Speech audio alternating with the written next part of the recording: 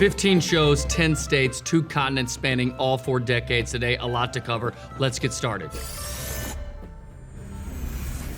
We're going to start at somewhat of an unexpected location today. We're going to start at the Palace in Auburn Hills, home to the Detroit Pistons and home to the final show of the 1992 Spring Tour. Also the final show for Bruce Hornsby as an official touring member of the band. Now, while we like the performance, this new Speedway Boogie, this drum space, Mickey and Billy at the height of their powers here, a nice If I Had a Brain sample during this space. It's what happens after the show that gets us excited. It's the meeting between the Grateful Dead and Saronis Marcellonis, which was the catalyst for the creation of this shirt, an intersection of rock and roll, geopolitics, and sport. We've dedicated an entire episode to this. You can check it out in the link below. Let's keep moving. Let's go to Philadelphia. The 1973 Spring Tour. 4 out of the 11 shows from this tour released as Dave's picks. This is volume 32. Now, you can't go wrong anywhere in the first set, but what piques our interest is this Dark Star, officially tracked at 4 minutes and 10 seconds, technically making it the shortest Dark Star of all time.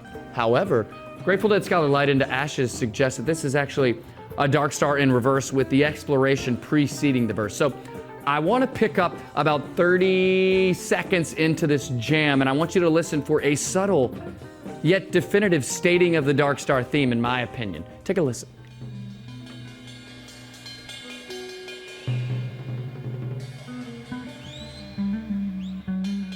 It's only a few notes, but it's enough for me to agree with Light into Ashes here. I think this constitutes one nice 26-plus minute Dark Star, which would make this the 5th and final trucking into Dark Star sequence. Something to consider if you're passing through 73 today. Now, since we're already in Philadelphia, let's touch on this 86 show. One I'm not super familiar with, but I do like this Midnight Hour closer. A song that was dormant for over a decade that worked its way back into rotation in the 80s and 90s. Something to consider if you're passing through Philadelphia today. Now, let's go to the West Coast. Let's go to San Francisco. 2 shows here, 71 and 67, separated by 4 years and a few blocks. Let's start on Post Street. Let's start at Winterland, 71. Best summed up by Deadco Mule here. Simple, straightforward kerosene. Band comes out absolutely scorching. This Johnny B. Good would, of course, be included on the Skull and Roses album, Side C, but it's the portion of the show where the band mixed music and mysticism is where we want to draw your attention today.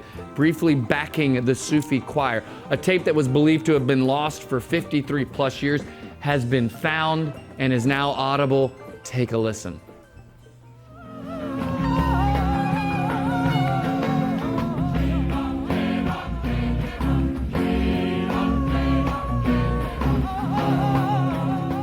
Sounds similar to what we'll hear in 1978 in Egypt, don't you think? Let's go to the Avalon 1967. This coming just 6 days after the Dead released their first album. Unfortunately, no known tape from this show, so I would suggest going back to March 18th and listening to the album release show from Winterland, where the Dead both open and close for Chuck Berry. Let's go to South Florida. Let's go to Pirates World 1967, the defunct pirate-themed amusement park. Now, there's been a lot of debate online. Did this show actually take place on March 24th, or were there 2 shows on the 22nd and 23rd? We thought Corey Arnold put this to bed in 2015. Since then, eyewitnesses have come forward and claimed it was actually 2 shows, the 22nd and the 23rd. I'm not sure about that, but what I do know is that this is a fantastic tape, an FM broadcast that was released in 2019 as Pirates of the Deep South. I like the Don't Ease Me In and the Dark Star, even though there's a tape flip at 5 minutes, you don't get the full thing, still worth listening to. Let's go across the pond. The Short European Tour, 1981, London, Rainbow Theater. I don't know of a circulating soundboard from this show, but the Shakedown Street was included on the 2013 30 Days of the Dead release. Let's go back across the Atlantic. Let's go to Hampton. Let's go to the Coliseum, 1987, the first tour back since the coma. Plenty of energy here on a Tuesday night. We've got a video courtesy of Chris Hazard here of Jerry and Bobby trading blows during this Terrapin station. Let's check it out.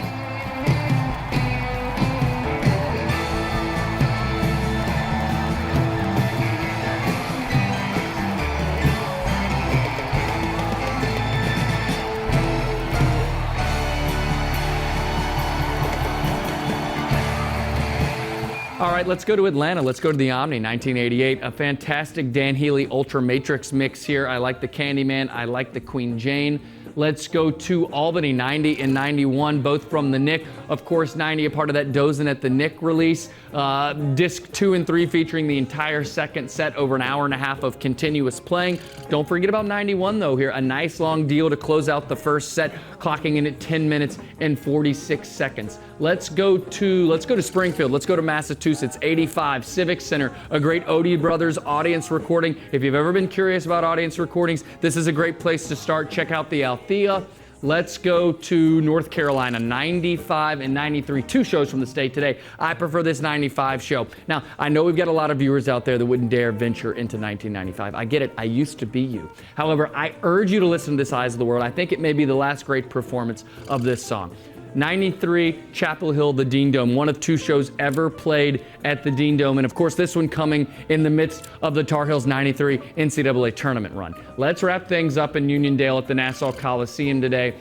We don't typically spend a lot of time in 94, but whenever we see Jam listed on a set list, we tend to get excited. This is no exception. I've got to agree with Terrapin Landing here, the ultimate 1994 authority. This Terrapin Station Jam sequence is quite nice. Now, let's step back. Let's take it all in. 15 shows, 10 states, 2 continents, and all 4 decades.